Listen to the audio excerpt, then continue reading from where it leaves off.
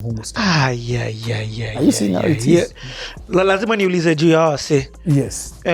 First of all, those are 3 big songs, and they are classics. We bless God. They will always be played when we're talking about. They are songs which outlive you. Mm-hmm. You get.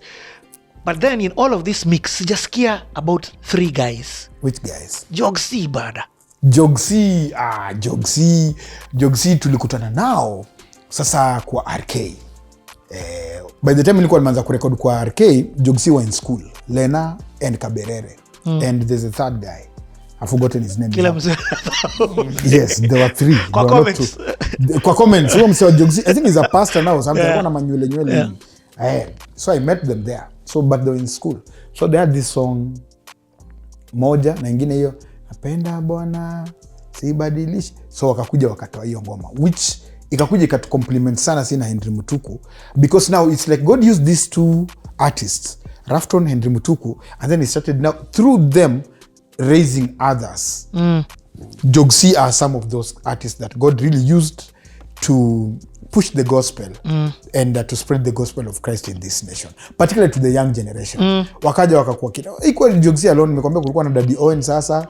Ambassadors, you forgotten in Kane, that was a major blockbuster. Then there was Jogsi, then there was Chungmalo, that what is his name? There's Chungmalo, there was Balozi, there is you remember the Balozi dancers? They were also there. And nani wengine, but of course Gospel Fathers. Of course Gospel Fathers hao ni wajuzi. Ni wajuzi. By the time they were zaidi ya muziki. Hao sasa hao ni saka Owen anafanya makapungala. Okay, ndio kweli. Hao sasa ni baada Owen sasa ameshatoa kapungala. So that's when kina Jogsi now came, kina Gospel Fathers. And Gospel Fathers, you know, it was a merger. No, zaidi ya muziki. Zaidi ya muziki ilikuwa Gospel Fathers and Jogsi. Exactly. So there was kuna venye God alifanya kwa young generation, it was Rufftone and Henry Mutuku, but again there were many other artists kama kina Esther Wahome. I was going to ask you Esther Wahome. Huyu mwingine anaitwa Mary Gethenje. They were all there. Bado Sarakei. Yes. Chibalonza. So you're meeting all of this. I remember when Chibalonza passed on. Yes. You're meeting all of these guys within RK because RK was the main producer this time. Tell me about RK from your perspective. RK, I know he's from Burundi. So again, I think God loves foreigners because awananga parent apart from God himself. So that's what I saw in RK. He didn't have the people were trying to harass him because he's a foreigner and all that. But I saw God put in him. I told you, even in school, there were people, unapata watu wanatoka maisha ya juu, wengine ya chini. But if you have a talent, they'll all come and respect you. So that's one thing I saw God used in RK. Because now RK, it's like he was born at a time as that because Kenyan gospel music just needed that kind of touch that he had. There's a way songs RK because King Gavi, unasikia roho imemelt. They attracted an ambience of gospel, prayer, genuineness. You understand? Si ngoma siku hizi kwanza zinakubomoa. Unashindwa kwani kuna earthquake ndio unasikia Jalali huko ndani. Hapana. So RK had that touch. And the funny thing about RK, he could do a song that will resonate with young people. Yep. Na pia angeshika Jogsi. Na hizo vitu zilikuwa zinahappen tukiona kwa mnenda studio, unaona ati kuna Jogsi hapo, baada Jogsi ni Sarakei. Baada Sarakei ni Daddy Owen, baada Daddy Owen ni Chibalonza. Even as a producer, it's crazy. Flip from those 2 generations, 3 generations. So he did that, and God used him so much in pushing the envelope of gospel from where it was. Na actually yeye ndiye alisaidia sana. God alitumia RK kupenetrate in this mainstream media. Yes. Kama nimekuambia, nakumbuka kwa Kiss, I saw it with my 2 eyes. Na it now overflow, it was an overflow from that. Ikaanza kuingia Capitol kwa sababu nakumbuka now hata DJ Mo, for him to get a show at Capitol FM, na God bless Chris Kirubi, because alikubali mpaka akubali Mo akuwe na show hapo hivyo. It was during Groove Awards hapo KICC. So unaona venye God anatumia watu. Because it's so important that you've said that, because people don't know, before DJ Mo was in that competition, yes, there was a guy called DJ Kroba. Kroba won. He won. Yes. And Kroba likata ku denounce Christ. Yes. He said, and the winner for that thing was supposed to go and then have a show at Capitol. Yes. If I'm not wrong. Yes. That's even why a few years later, yes, not even before Mo, yes, Joe Mfalme won. Alafu Joe Mfalme ndio akailetwa ndani ya Capitol. Yes. But Kroba is the one who won that thing first. Nakumbuka watu wakipiga nduru Carnival. Na hata alipatiwa hiyo Nissan Uvan. Yes. Yes, ama ni Caravan. It is he won an Uvan or a Caravan. The kama 3 Sindio matatu tu za umoja 3560 za Langata. So you are right. By the time DJ Mo is getting accepted by Chris Kirubi from the Groove Awards, even I think Sadiq, if I'm not wrong, it was because of how the gospel industry had now taken over. Toiled. Na watu wakaona now nimekwambia nikiingia gospel ilikuwa zile za God, mimi nataka hardship allowance. Kumbe God had seen today then. Unashika. So kina Chris and all these other investors wakaanza kuona, even Safaricom. Yep. They invested in Groove because they knew it was the next thing. That's where the young people are going. And then within a very short time now, that's why I'm saying God is God and man is man. It got to a point now, parents had a hardship releasing their young ones to clubs. Because now the major secular events, one of them ilikuwa bradhangu mkubwa na mheshimu, the late Big Kev. Iliwa watoto. You remember? Smirnoff Experience. Yeah. There was a stampede at Carnival. Ama hii ingine ilikuwa nini? No, you know you're right, ni Carnival. No, Splash. Ni Carnival. Anakumbuka hiyo. Yes. It killed watoto. So the things that appeared is now happening at huko ndio kuna nini, it started drying up. Then the thing that appeared to be the weaker vessel, now it started now gaining ground.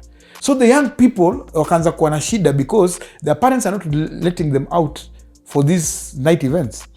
But now gospel became an alternative where parents would comfortably tell, how much is Groove? How many are you? I'll pay for you guys, I'll pay a cab, or I'll give you a big brother, the assignment tunga watoto wa nini, wa drop, ama ataka ni matatu. The parents were okay with that. So Groove became something that even His Excellency was a guest. No, nakumbuka sana. Yes. Talking about His Excellency, tutafika hapo. Yes. But I have to go back. Yes. My introduction properly to Rufftone. Yes. Because me ni mse wa hii side ya ubabi. So nilikuwa naenda kwa studio, one of the first studios that I ever recorded in. Actually, one of the first studios that I ever recorded in. Mse anaitwa Steve Ominde. Oh yes. So hebu tuchape hiyo story. Steve Ominde now ni mse pia nilimmeet, sikumbuki na introduce kwa Steve, but again I liked Steve because he had the international touch. Alikuwa anapenda sana, anajipenda, ni mjaluo anajijua. So Steve calls me one of these events. Actually nilikuwa bado kwa RK. Then Gits walks to me. Gits? Yes. Gits anambia niaje Raf, sisi ni Votaries. So Votaries walikuwa wase, I don't know which group kuna ile group inaitwa nini? Take 6. Take 6. Take 6. Yeah. Iko tu, lakini iko tu. Si, haiko down, but pia haiko pale. Okay, si Take 6. Take 6 ilikuwa America, ilikuwa juu. But walikuwa akapela. Walikuwa akapela. So, Votaries, ni wase, if you're in the church circles, you might know them. Yes. But if you're on this other side, hautawajua. So, Gits walks to me and ananiambia niaje Raf, mi ni Gits, niko kwa group inaitwa Votaries, tuko nataka tufanye collab na wewe. Kambia haina noma. Kambia uko sure? Kambia kwani nini situfanye? So he invites me to Steve Ominde's studio. Because Gits was a producer at Steve Ominde. Yes. Hata wase wajua, hata Teddy B alianza kutoka Steve Ominde. Steve Ominde, of course.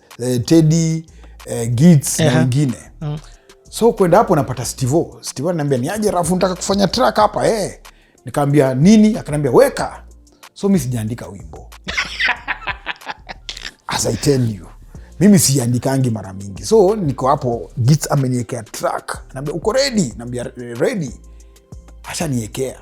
Ninapiga freestyle ya kwanza, ya pili, ya tatu, ananiambia enough. Maze, before I know it, ananitumia wimbo Steve pia ameimaster ama sijui ameifanya nini. Hey, crazy. So the album is done, finished. Yeah, they're ready to press, distribute, yada yada. So we have like a listening session, Gates, Pastor Brian, a few other guys. Then we're like, you know what? This album is just a bit too subtle. It's so mellow. It's nice. So boys to men. It's so cool. It's so nice. We don't have a hard hitting song. By this time the album is over. We've decided it's finished. Yeah. I think even the cover art is being made. Yeah.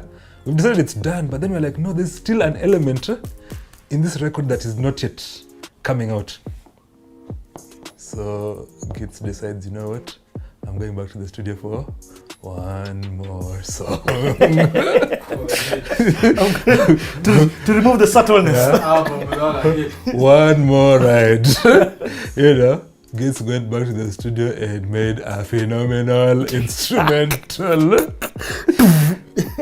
I listened to that thing, I'm like, we've By struck the studio, oil. we're talking about where we are right now. Yes. This room. Yeah, right here. This room is where it was made. Exactly.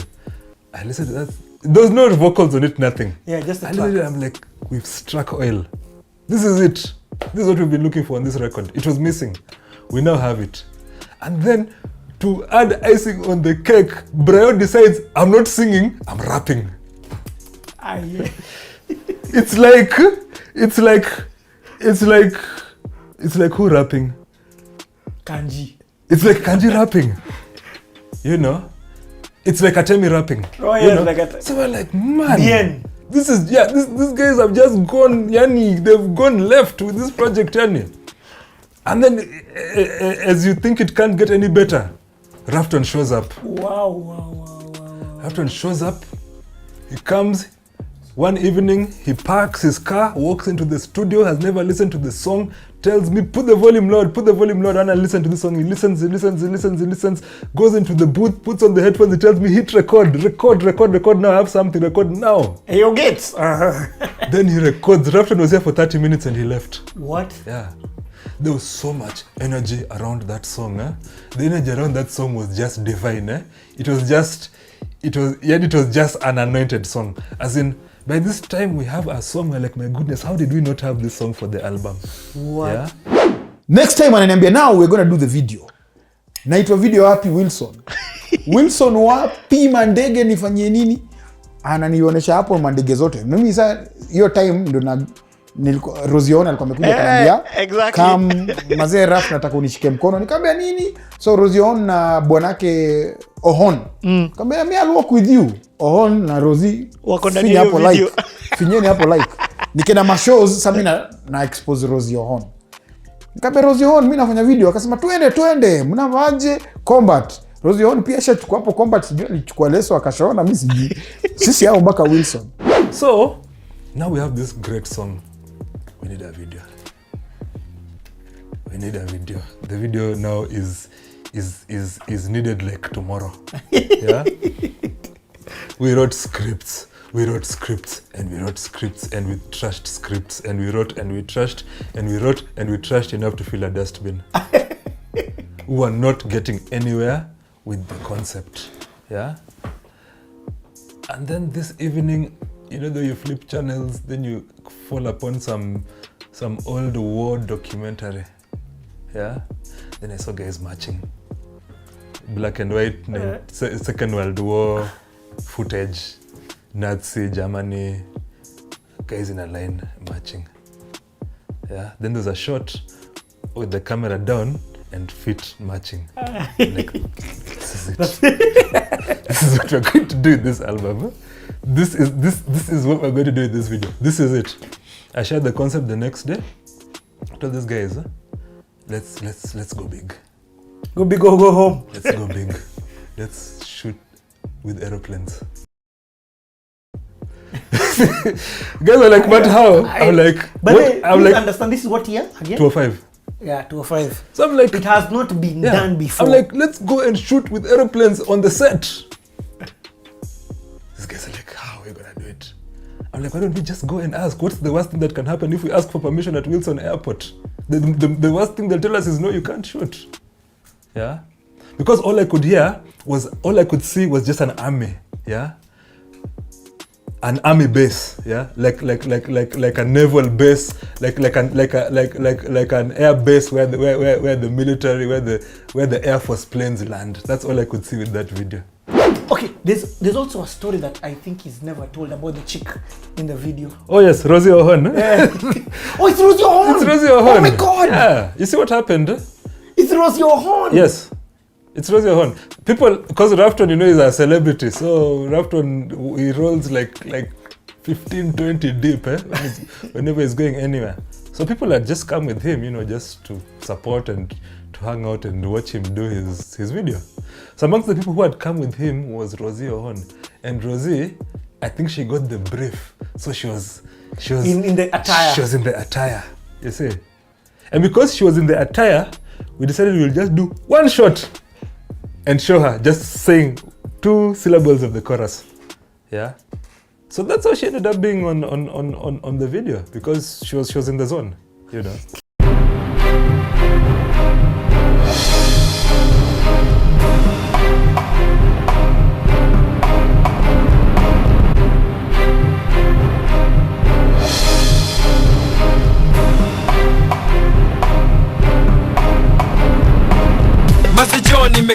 Nimekam kusimama hapa mbele yako. Baba ni God, Baba ni Baba, wani King of Kings, wani Lord of Lords.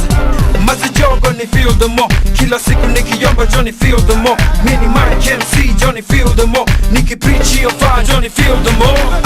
Life imeenda faster na sasa mini basta na wa reach Niki preach word yako Johnny holy fire. Niki pray mazigo Johnny feel the more, Niki sing mazigo Johnny feel the more. Mini MOG Johnny feel the more, mini man of God Johnny feel the more.